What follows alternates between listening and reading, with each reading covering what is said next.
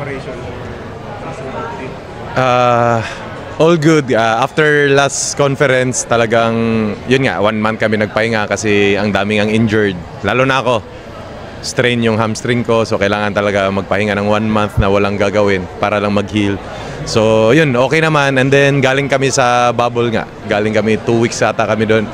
Paputol-putol na nag-prepare, maganda yung preparation namin doon. Okay ka na? Healthy ka na 100%? Nag-rehab ka pa ba? O... Sumasali na ako sa fall practice namin, pero strengthening yung strain ko. So, pinapalakas pa rin. May bago kayong mga members.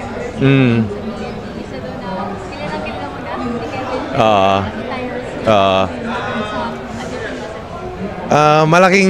malaking dagdag yun sa team namin. Si Kevs nga, kasama ko na yan, sa cadets pa kami, sabay kami magpa-draft.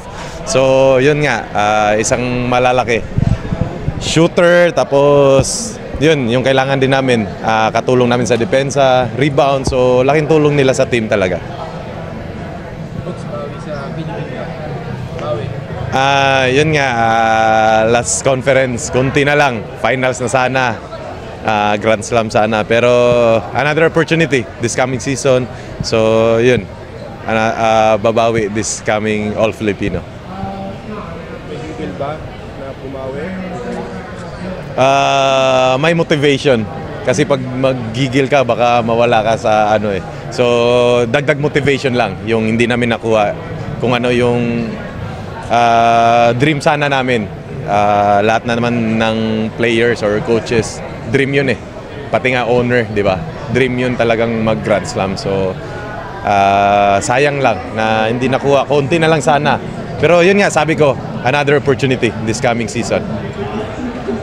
Individually, maganda yung season mo last season Ano matutunan mo doon? Ano yung madadala mo for this season? Siguro yung natutunan ko talaga is maging healthy talaga.